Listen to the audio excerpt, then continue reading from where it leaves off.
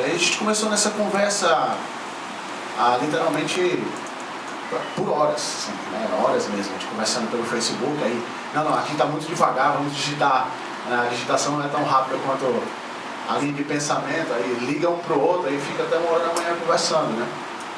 E aí suscitou a ideia dessa palestra. O Heráclito, meu professor, né, meu mentor em termos tanto literários como da arte marcial, né, a gente teve essa ideia de trazer essa conversa, esse diálogo, juntamente com o público, uma presença de pessoas interessadas nesse estudo também, interessadas tanto nos elementos da sombra, como na questão do Tolkien, como essas coisas se casam, né, como os mitos que Tolkien criou, eles reverberam em outras áreas, em outras formas de pensamento, né? E tivemos essa ideia de trazer o Heráclito, professor mestre em psicologia, mas muito mais um estudioso junguiano, já acredito mais de 15 anos, eu acho. Não? Por aí, né, Felipe? Por aí, né? Presença do ilustre nosso amigo Felipe lá, que é outro catedrático nessa área.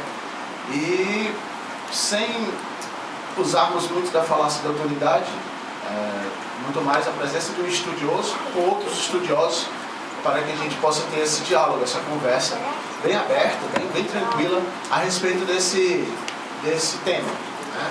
A sombra e o mal na obra O Hobbit, e talvez até estendendo para o Senhor dos Anéis, que acaba se tornando inevitável isso, né? Pensando como se colocando no lugar do nosso Tolkien, corrigindo provas de alunos, e de repente se depara com uma página em branco e escreve, numa toca no chão havia um hobbit, né? E daí vem toda a inspiração para compor essa obra fantástica que suscitou diversos estudos, trouxe esse universo maravilhoso para milhares de pessoas, né? Se a gente colocar numa toca no chão havia um hobbit em qualquer lugar, vários hobbits vão se aproximar, né? O que é? Vocês vão falar de Senhor dos Anéis? Como é que é a história? Se eu colocar no Facebook, com certeza vai ter diversos comentários a respeito disso. Onde é que vai ser essa conversa, né? E Tolkien começou a escrever livremente. Estava eu ontem assistindo a um documentário a respeito do pensamento literário dessa obra, e um especialista, me foge agora o nome do rapaz, estudioso da obra de Tolkien, da literatura em si, ele comentava que se Tolkien fosse um escritor, entre aspas, profissional da época, que tivesse uma métrica a escrever, ele provavelmente não tomaria caminhos que tomou, e que exatamente esses caminhos tornaram a obra dele tão única, né? Uma forma de escrever que não tinha sido usada até aquele momento, né?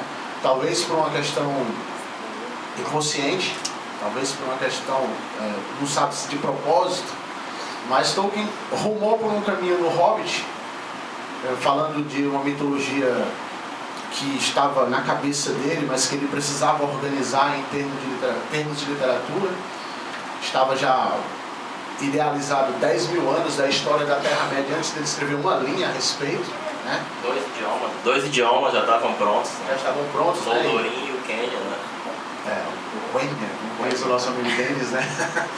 E depois disso ele foi literalmente colocando a pena para funcionar, né? E acabou saindo a obra O Hobbit. A intenção de Tolkien, falado inclusive por ele mesmo, quando escrevia isso, é que ele, como um inglês que estudava línguas antigas, que estudava mitologias antigas, ele foi curioso. Pois é, tem uma coisa interessante, que ele aos 9, 8 anos, no Edwin College, né, ele aprendeu finlandês, anglo-saxão, Welsh, né, que é galês. Eu fico pensando assim, que nessa idade me estava me ensinando a equação do primeiro grau, eu me sinto lesado. Eu acho que teria sido muito melhor para a minha vida se tivesse me ensinado finlandês, cara. E nesse caso ele começou a se sentir frustrado, de certa forma, ao perceber que a mitologia britânica era na verdade uma coxa de retalhos de diversas outras mitologias, né? Trazendo elementos da mitologia céltica, trazendo elementos da mitologia nórdica. E ele dizia, ué, mas nós britânicos não temos a nossa mitologia, né? E aí ele, se sentindo nessa frustração e ao mesmo tempo nesse ímpeto de criar, né, começou a escrever essa história, de início para crianças, né? O público dele, o pensamento dele era para as crianças, para começar. Ele já com esse Silmarillion lá, engatilhado para lançar, né? O Silmarillion, ele, né, o pensamento de um escritor, de um criador, né? Não, depois disso daqui eu vou falar da história de todo mundo que eu criei isso aqui. Aí vem o editor e diz assim, não, cara, menos, vamos, depois a gente conversa sobre esse Silmarillion aí, a gente vai querer um outro rumo, que é o que a gente vai comentar aqui. E aí veio toda essa história maravilhosa. Eu espero que logo de cara a gente vai falar spoilers aqui, né? Vamos ter que falar. Todo mundo leu? Todo mundo, espero, né? Que todo mundo tenha lido o livro. Porque ninguém vai ficar dizendo, né? Da parte daqui em diante é spoiler, né? Vai falar não vai aqui. Então, não vai dar, né? Quem não leu vai ter que saber, olha, o Bilbo morre no final. É mentira, gente. Então aí ele começou a criar esse personagem Bilbo Bolseiro, né? Bilbo Baggins. E que se a gente, como a gente vai comentar aqui, analisar esse personagem também, a gente vai entender que mesmo no Senhor dos Anéis, que é uma obra posterior, que é uma história já muito mais aprofundada, muito mais voltada para um público adulto, mesmo assim o Bilbo, aquele herói do primeiro livro escrito por Tolkien, se torna um verdadeiro herói de toda a história. A compaixão dele lá no momento da caverna é o que realmente derrota o Sauron. É o que realmente derrota o Sauron, né? Isso a gente vai comentar depois. Só falar uma coisa sobre a nossa dinâmica aqui, né? A sugestão do Júnior foi que ao invés de ser uma palestra tradicional, eu vim aqui dar uma aula, fosse mais uma espécie de entrevista. Assim como ele estava tirando dúvidas comigo, perguntando, fazer a mesma coisa de público. Só que uma das coisas que a gente pensou é que vocês podem interferir a qualquer momento, com comentários, porque não vai ter um momento do público perguntar. Vocês fiquem à vontade para a qualquer momento interferir, perguntar, a hora que quiserem e bem entenderem, né? Como a gente comentou no início, essa é uma conversa, literalmente. Eu vou levantar questionamentos aqui para possibilitar que o Heráclito discorra a respeito. E se vocês tiverem algum questionamento ou tiverem algum comentário, levanta a mão que a gente com certeza vai passar a palavra. Esse é o objetivo da gente, ter esse diálogo mesmo. Se a gente pudesse ficar sentado numa roda aqui, com certeza seria até mais interessante. Mas esse formato acaba se tornando limitado. Eu acho que tem um ponto que o Júnior falou, né, que é a história de como surge o Hobbit, né? Ele surge em um momento que o Tolkien estava cansado, estava fazendo um esforço repetitivo de madrugada para ganhar uns trocados a mais, que apesar de na época ele já era professor de Oxford, mas tinha 4 filhos, né? Então, sustentar 4 filhos, uma mulher, mesmo dando aulas em Oxford, ele tinha que corrigir lá umas redações, umas provas. E espontaneamente surge essa frase. E que depois disso ele vai se sentir tentado a escrever. E é interessante porque o Hobbit, né, ele foi um livro aclamado quando ele foi lançado. Mas porque ele era pensado como um livro para criança. Como em certa medida ele o é. Até em determinado momento, até eles chegarem na Floresta Negra, você ainda consegue encarar mais ou menos como um conto de fadas longo, como algo próximo do conto de fadas, do mito. Mas ele vai adquirindo um tom cada vez mais escuro, mais pesado.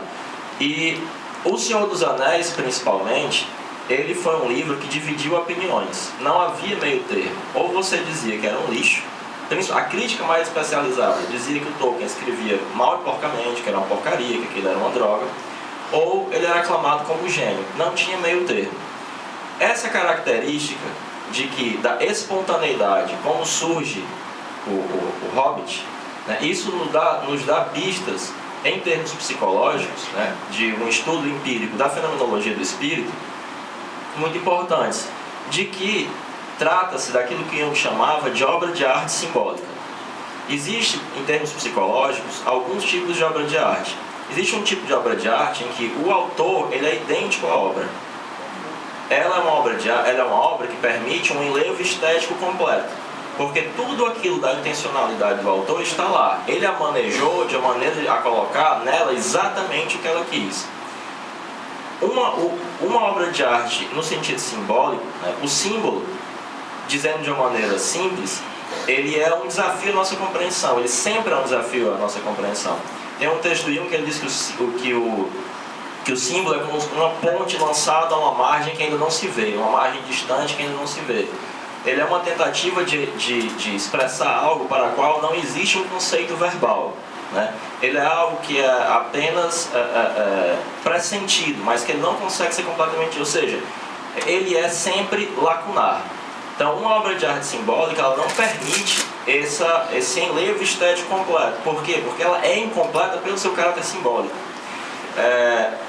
Na minha versão de colecionador do Senhor dos Anéis, né, que é num volume só, Morra,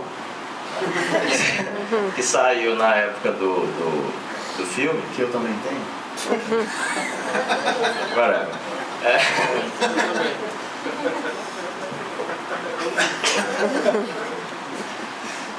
Morra aumenta. Ele faz uma introdução interessante, que ele fala que muitas pessoas julgaram que há elementos alegóricos. A Guerra do Anel seria a Segunda ou a Primeira Guerra Mundial, da qual ele tomou parte. Os anões seriam comparados seriam os judeus. Só que o Tolkien ele afirma que ele detesta a alegoria, que ele não gosta da alegoria, porque a alegoria significa o controle do autor e a subserviência da pessoa que está lendo, enquanto que a obra que não é alegórica, ela dá liberdade ao leitor. Em outro sentido, ele está dizendo que se trata de algo, traduzindo em termos psicológicos, se trata de algo simbólico. E isso é importante para compreender a dimensão do gênio do Tolkien, né? Que há um gênio nessa obra, no sentido de que o Tolkien ele está ao lado da obra ou submisso à obra. Ele é um instrumento da obra. Ele até usa um termo que ele fala story germ, o germe da obra. Ele fala que o germe da obra deita raízes no passado e lança galhos inesperados. Ou seja, há aí uma relação com aquilo que Jung chamava de complexo criativo, que expressa pelo próprio autor. E o complexo criativo, como todo complexo, ele tem uma característica dele ser autônomo, independente da vontade. Muitas vezes ele subjuga a hierarquia da consciência, em que a consciência é mais instrumento disso do que algo que vai estar com um controle completo sobre isso, né? Nesse sentido, uma obra como a do Tolkien é um rearranjo criativo do solo nutritivo que é o próprio autor. De todas as experiências, de tudo aquilo que ele passou, ela vai ter um sentido próprio. Ela vai ser um rearranjo criativo disso e que ela é algo transpessoal. Ela não pode ser reduzida simplesmente às experiências de Tolkien. Quando eu estava fazendo um estudo a respeito de Clarice Lispector para dirigir um espetáculo chamado Portas Abertas, me deparei com um trecho que a Clarice dizia que, para o leitor, que ele observasse bem os silêncios dela e preenchesse as lacunas desse silêncio, porque eles dizem mais do que as palavras dela. Isso recai nessa questão de que Clarice não buscava fechar no significado e trazer o leitor para esse significado. Não, ela buscava esse diálogo com ele, que ele iria preencher de maneira simbólica esse diálogo, bem parecido com o pensamento de Tolkien. Então, isso é interessante para perceber, primeiro, o valor psicológico da obra, né? Acho que as pessoas que estão aqui são fãs, né? Então, para quem é fã, ela já tem um valor, né, por si só. Mas para uma tentativa de interpretação é interessante perceber o valor simbólico que ela tem, e principalmente o fato de que ela não se reduz à pessoa do Tolkien, né? Que ele está dialogando com algo que toca no humano geral, né? Você pode se perguntar por que esse filme, escrito por esse pacato professor de Oxford, que teve uma vida familiar tão tranquila, que fora do aspecto literário e filológico, a vida dele não teve grandes acontecimentos, o livro que ele escreveu e depois o filme baseado nesse livro que ele escreveu comove e move tantas pessoas tão diferentes no mundo inteiro. é uma história que ela consegue atrair a atenção e mesmerizar a gente no mundo inteiro, ao ponto de estarmos nós aqui. Desculpa, pessoal. Oi, Iago. Começou, cara. Tô aqui na 2. Bloco A, Iago. Isso, A. Tu tá vindo, cara? Tá bom. Tá, valeu, Iago. É meu irmão, gente.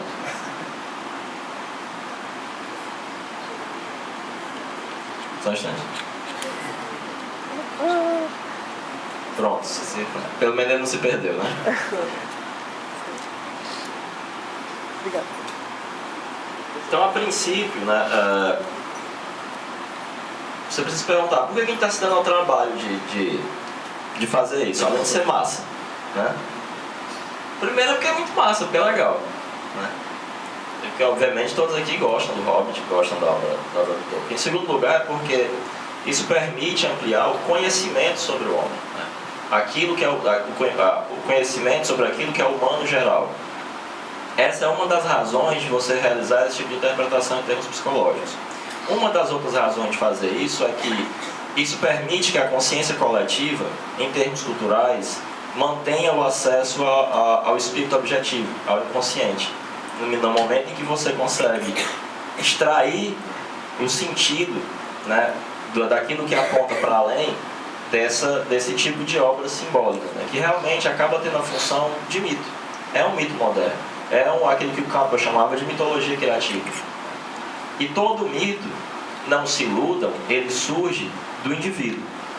E a partir do indivíduo, aquele indivíduo que consegue ter esse contato com aquilo que é transpessoal, com aquilo que está para além dele, que toca o humano geral, e que vai tocar uma corda comum na sociedade, na comunidade, vai passar a ser trabalhado coletivamente, até se transformar esse material arquetípico naquele que leve, o Jung pega de empréstimo do David Blue, de uma representação coletiva.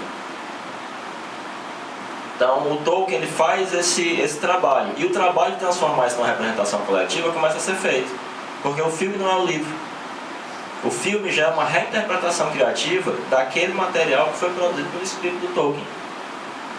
Assim como o ensaio que eu escrevi ou estou escrevendo sobre o Hobbit também já não é mais, já é uma tentativa de organizar culturalmente isso, né, que foi gestado pelo e no espírito do Tolkien, né? Eu já fui questionado diversas vezes a respeito dessa se o livro foi melhor do que o filme ou se o filme é melhor do que o livro, né? E eu sempre digo para a pessoa, não importa, para mim não importa. Se é bom ou se é ruim, isso passa por uma subjetividade de quem está assistindo. Isso não importa. O importante é que, se você pensar uma adaptação tendo como base, por exemplo, o pensamento do André Lefebvre, você vai perceber que a adaptação, ela parte do pressuposto que é diferente. Não dá para você fazer igual, porque é uma outra linguagem. Isso pensando dentro da lógica. O próprio Tolkien, né? Foi feita uma adaptação por uma rádio britânica, foi feita uma novelinha, né, do Senhor dos Anéis, e ele ligou para lá possesso porque eles tinham feito igual. Ele disse, não é para fazer igual, isso é uma adaptação, vocês nunca estudaram semiótica, não, seus burros. Né? Ele era bem assim, né? Ele era bem... Certa feita, o editor, o Hobbit estava começando a vender, e o editor, como bom burguês, ele precisa vender, ele precisa ganhar dinheiro, né? E aí ele pensou, qual é a estratégia que eu vou utilizar para vender mais ainda esse livro? Então ele colocou uma nota de jornal falando a respeito do Hobbit e mal comparando, mas de certa forma, dizendo que o Hobbit tinha elementos do fantástico, elementos maravilhosos, parecia uma obra de Lewis Carroll, que no caso Alice no País das Maravilhas, que estava bombando na época. Ele escreveu 3 linhas sobre isso e o Tolkien mandou uma resposta para ele de 3 páginas, extremamente indignado com esse comentário que ele fez, que a minha obra não tem nada a ver com Alice, que o Lewis Carroll é um professor substituto, eu sou um professor aprendiz. Faz toda a diferença. O Tolkien ele era bem assim, inflamado nas suas orações. Então, quando eu estava... Na verdade, eu não organizei a minha fala, como eu disse, eu nem sequer combinei com o Júnior o que é que ele ia me perguntar, né? Mas quando eu estava escrevendo logo depois que eu tive essa conversa com o Júnior, eu pensei, não, eu vou organizar isso que eu estou pensando sobre o negócio e vou escrever um ensaio, né? Que eu publiquei em parte no meu blog, talvez algumas pessoas tenham lido. E uma das coisas que é interessante ao se pensar sobre uma análise psicológica de uma obra como essa, é que existem muitos equívocos no que concerne ao método do Jung, né? É muito comum que ele não seja compreendido por vários motivos. Primeiro porque o Jung, o método dele funciona por paradoxos. Não porque ele achava legal. Nada do Jung é porque ele achava legal. O Jung era um empirista. Então ele fazia as coisas que fazia porque assim o fenômeno exigia. E o fenômeno da alma é um fenômeno profundamente paradoxal e que exige que sua compreensão se dê através de paradoxos. Assim como a compreensão da luz na física é compreendida num paradoxo. A luz é ao mesmo tempo um corpúsculo, um fóton e uma onda. Porque a característica da luz exige esse tipo de compreensão porque ela se comporta de maneira paradoxal. Isso já gera uma dificuldade para se compreender o método de Jung. Além disso, eu percebo, nesses anos de estudo, que o fato de estudar a mitologia, ou de se fazer o uso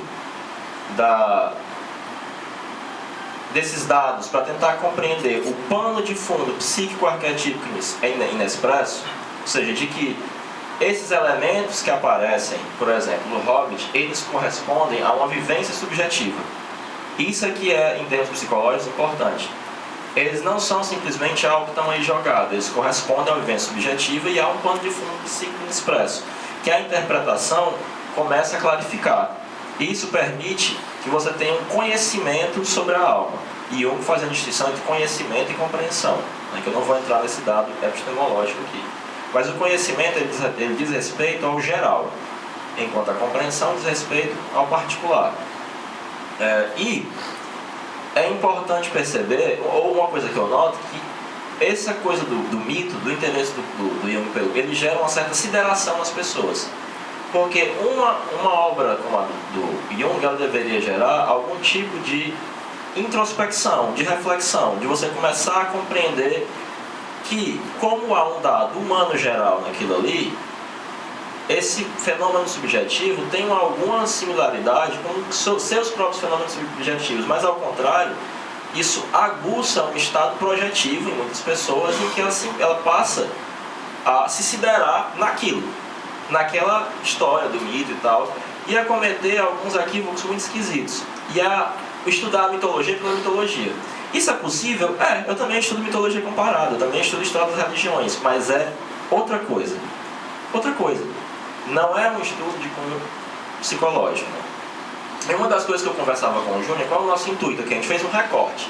É a sombra e o mal, né, no Tolkien. Se nós estamos tratando de um conceito chamado sombra. Só que o que acontece?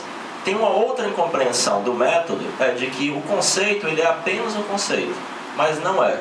Os conceitos junguianos são experimentais. Não no sentido de que eles foram gestados em laboratório, mas no sentido de que eles são oriundos da experiência.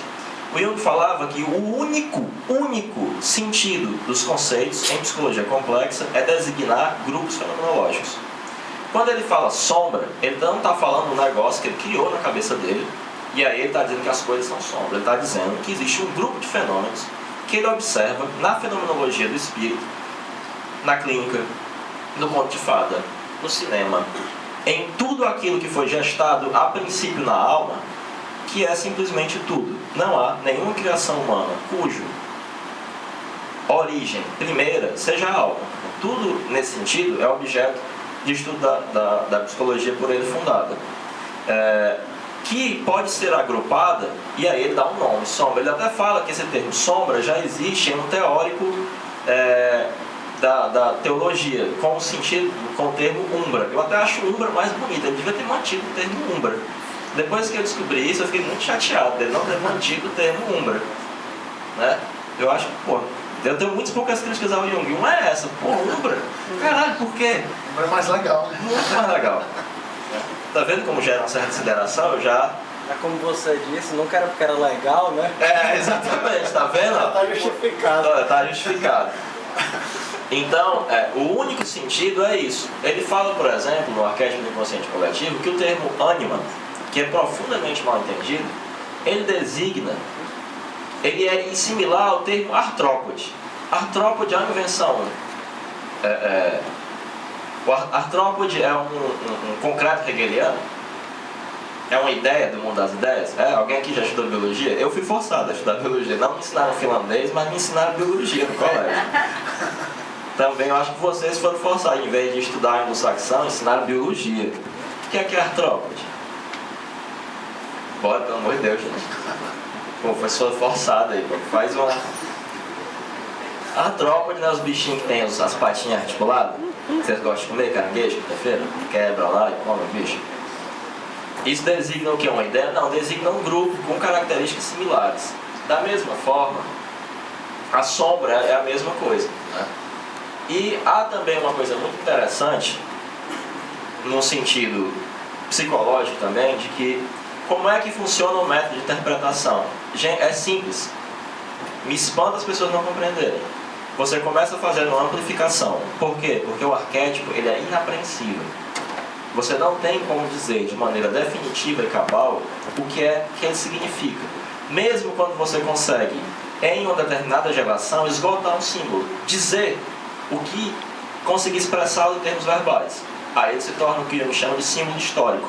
Ele passa a ter um interesse estético, histórico, mas não mais genuinamente simbólico. Ele pode, no máximo, ser um símbolo subjetivo, ou seja, ele questionar um indivíduo em particular. Ou seja, aquilo que ele chamava de uma visão simbólica, se não me engano, percepção simbólica da coisa.